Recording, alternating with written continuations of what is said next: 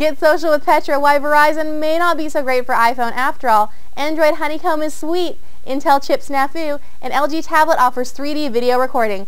I'm Cayley Mosca, Web Marketing Coordinator with Petra, and it's time for the Petra 5 in 5. It's warmer in here than it is out there, so let's enjoy these 5 minutes of electronics awesomeness.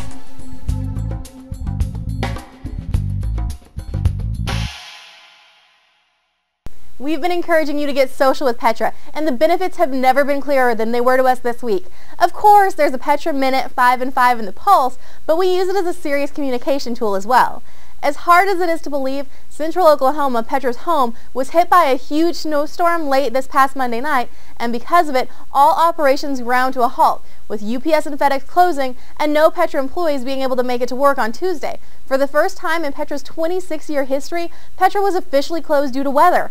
Now, we may not be able to control the weather, but we did want to make it up to our customers, so we sent out emails, and for those not on our email list, took to our Facebook page to post a limited time offer to make up the time lost in the storm.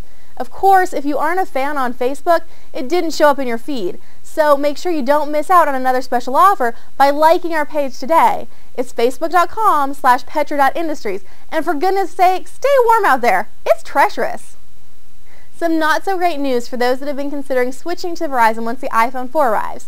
All of that awesome freedom and unlimited data that has been crowed about may not still exist once the phone arrives. Two critical policy changes have popped up recently, one affecting a relatively small group of customers, the other affecting all customers.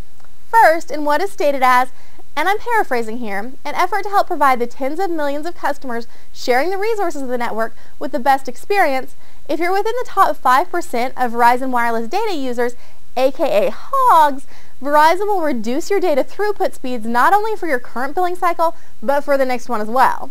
The second change is the wide-reaching one. Verizon is implementing optimization and transcoding technologies in its network, essentially giving the ability to downres any multimedia sent through their pipe, for efficiency's sake and to benefit the many, of course. So, photos uploaded in Netflix streaming video, you guessed it, pixelated.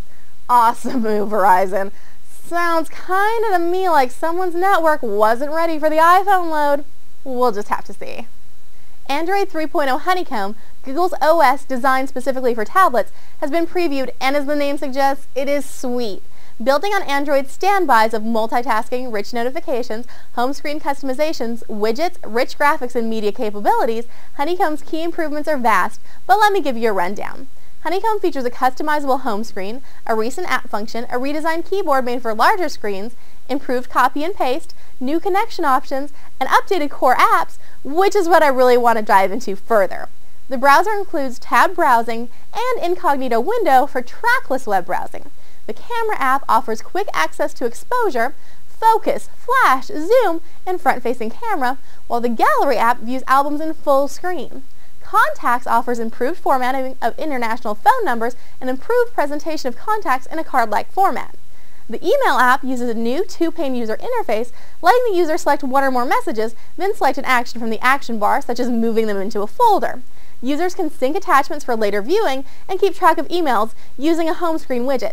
You can probably guess who around here is especially excited about this. Intel's discovered a design flaw in a new chip that will delay the rollout of new computers and will cost the company an estimated $1 billion in repairs and lost revenue.